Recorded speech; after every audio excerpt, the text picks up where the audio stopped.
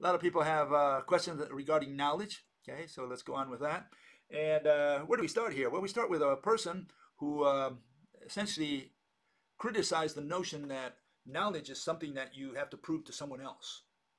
Okay, because knowledge essentially by the Greeks was defined as belief. No difference between knowledge and belief. If anything, knowledge is deeper belief. You believe more strongly when you have knowledge than when you just believe. That's more or less it, but it all goes down to you. Knowledge is something you have yourself because belief is what you have yourself. And there are different degrees, and we say that 100% belief is knowledge, more or less. That's the notion. And but I'm saying that knowledge is something that you must prove to someone else. Um, that's the only way that we can really use that in a way that we've been using it all these years.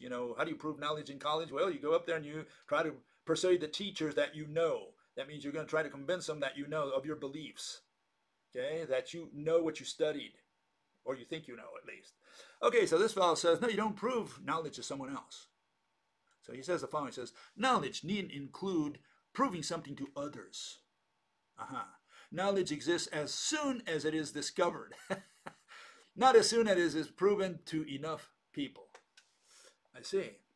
Well, let's first put my definition so that you can see why where he comes with all this, with his version, his rejoinder essentially. Okay, and this is it. Despite deriving from the word knowledge, science has nothing to do with knowledge. Okay, so the word "sire," that's where science comes from, has to do with the word know or knowledge, and that's where the word science comes from. That's the etymology, but we don't care. Our forefathers screwed it up from the start when they identified science with knowledge. Okay, so we're criticizing that, we're negating that, and we're saying that no, the science has nothing to do with knowledge. Science has to do with explanations. Okay, and knowledge, this is our definition: knowledge predicting to others, right, the result of an experiment without error. That's what all these people have been saying all these years. That's what we're arguing here. We're saying that knowledge is what you prove to others. Okay, and not even God, omniscient God, can predict the result of an experiment without error. If he can without error, that means the future already exists. The block universe, general relativity's block universe, and you can take it all the way to the days of Augustine, St. Augustine, and you'll find that they've always had this notion of the block universe, that God sees the future, the past, the present, everything at the same time. So that's the block universe. But if that's the case, then if you believe in that, if you accept that assumption, well, that reduces you to a cartoon character. It means that you're just following footsteps that you cannot avoid because the future's already been determined. Okay, so if the future's already there and then all you're doing is just walking in footsteps, and you're no different than Bugs Bunny and a cartoon character. So hopefully you don't accept that as an assumption or as a belief that the future already exists. Okay, it is there, it's already made up. Because if you do, you have no free will, meaning that whatever crime you commit, you're off the hook because you had no choice. You were forced to do it because that was the script. You just followed script, whether you knew it or not. Had to follow script. The cards were already thrown. So that's the problem with accepting that we know. Okay, and know again means, like it says there, predicting to others the result of an experiment without error. And you cannot predict. And some people say, well, yeah, I can predict that. Let me get this out of here. I can predict that this pencil is going to fall to the floor, downwards, 100% of the time. And, I can play a joke on you and put a couple magnets and have it stand in the air. Or maybe I don't even need that. Maybe an asteroid comes and destroys the Earth and your prediction didn't come true. Of course, I can't collect my bet. Or maybe it kills you alone and you didn't get to, prove your experiment. So we cannot prove without error anything in the future. That's the issue. Okay, anything go wrong. Usually it doesn't, or sometimes it does. Murphy's law, right? But you cannot predict everything in the future 100%. That's the point. So there is no such thing as knowledge, but that is the definition of the word knowledge that we can use consistently. And you say, well, is that true? Okay, so let's go through it. Let's first look what the Greeks said about knowledge, and I covered that the other day. Knowledge, a true judgment with an account. In other words, justify true belief. That came from the mouth, I guess, of Socrates and Plato wrote it in his book, the theorist, but he put the words, he gave credit to Socrates, okay? So, yeah, knowledge is just justified true belief. That means you're justified yourself, right, in believing it. That's all that knowledge is. And again, I call it deep belief. It's knowledge is just a deeper belief than regular belief, you could say. That's all it is. But it all dies with you, okay, according to the Greeks and according to the notions that we have today. And I'm trying to change that. I'm saying, look, we don't have any use for the word knowledge in science, but if you're going to use it, this is what you always have meant by it. It's the only way you can use it consistently, and that is predicting without error the results of an experiment. I mean, if you go to college and you're in front of the board there trying to get your degree, you are going to try to prove your knowledge to them. How do you prove it? Well, you run an experiment, and you say, this is what's going to happen. I put the red liquid with a green liquid, and it turns blue. You can say something, and then you explain why, maybe. And then, so now you have an explanation. You predicted the results of the experiment that you were about to run. That's how you prove it. Can you prove the past? Well, let's find out. Let's look at some of the uses that we have of the word know or the word knowledge. And we're going to see why it's become so complex to understand the word knowledge and why people have irrational notions of what knowledge is. Let's go with the first one, okay, here. Do you know that, for example, the Pythagorean theorem, that c squared equals a squared plus b squared? Do you know that the number pi, for sure, that circumference divided by diameter is equal to 314, et cetera, et cetera, et cetera? Force equals mass times acceleration, E equals mc squared.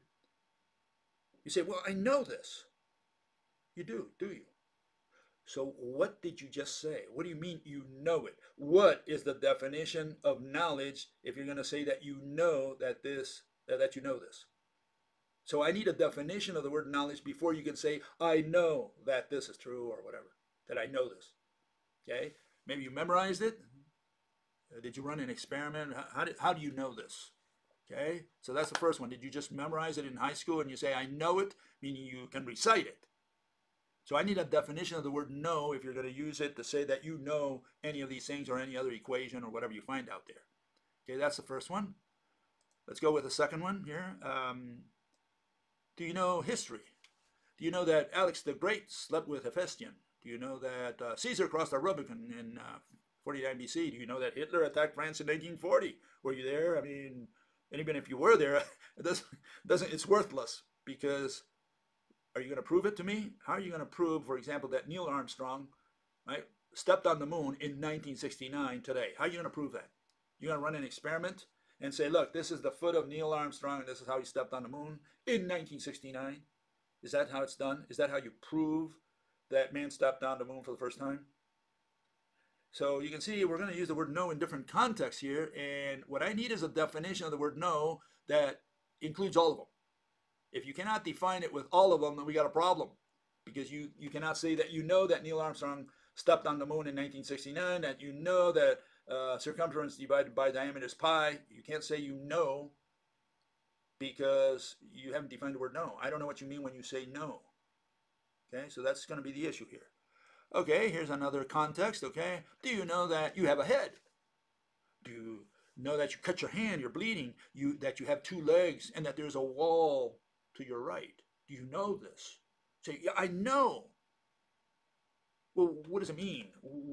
How are you going to define the word know in such a way to encompass all of these different situations? That's the question before you. Okay?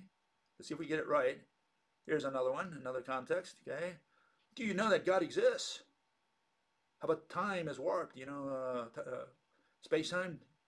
Time is warped. Do you know that time is warped? Or do you believe it? Do you know that a particle can be at two places at once? Do you know that black holes suck? Do you know? Do you know where you're going to? La, da, da, da, da. Yeah, you got to define the word know if you're going to be using it in a scientific context, because people want to include the word knowledge, know, into science. Okay, fine. Define it in such a way that we can use it consistently in all of these contexts. Okay? If you're going to eliminate one of the contexts, you got to justify why, because, you know, I know history. I know that Napoleon went to Waterloo in 1815. And you say, well, that's not knowledge. Okay, then why isn't it knowledge? Do we believe that? We believe, but we don't believe. We don't believe that circumference divided by diameter is pi 314. That's not a belief. That's a knowledge. And you say, well, I can apply it in technology. I can do stuff with circles and diameters and so on.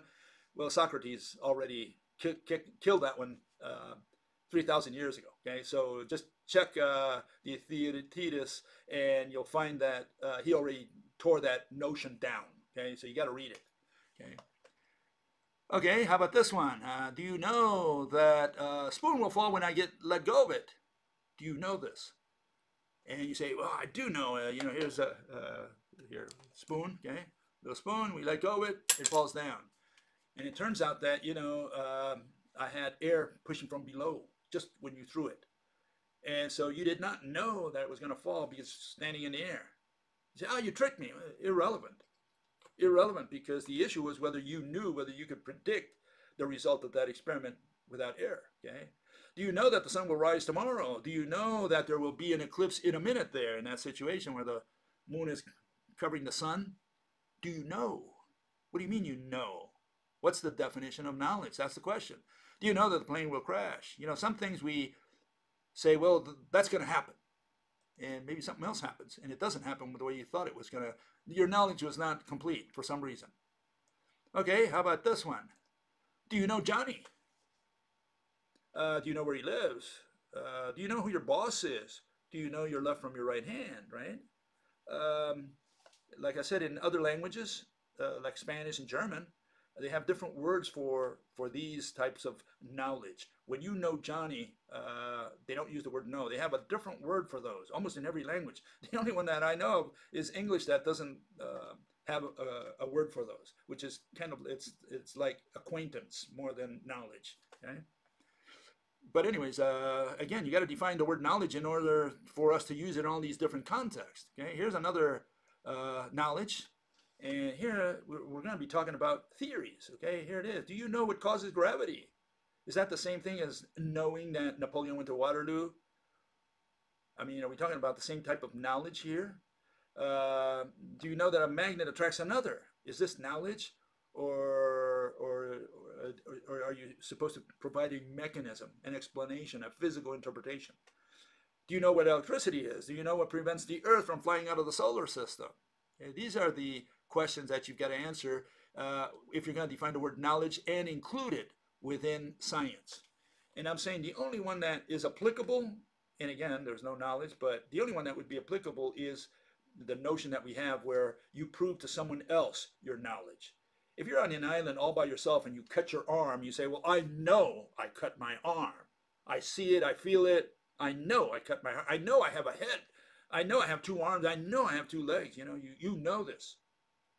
But see, whatever knowledge you have yourself is just a belief. What's the difference between belief and knowledge if you're the only person in the universe? Knowledge is something you're going to show someone else. You're going to say, let me show you that I know. Because otherwise you just have a belief. And if you're going to say, look, I cut myself. I know I cut myself, but I'm on the other side of the world. And I can't see you or whatever. What am I supposed to say? That you believe until you prove it to me? So again, the issue is defining the word knowledge in such a way that you can use it consistently in science, if you're going to bring that word into science, such that you can use it in all these contexts. If you reject any of the context, you have to also justify why, because that's how it's used in ordinary speech in all these contexts.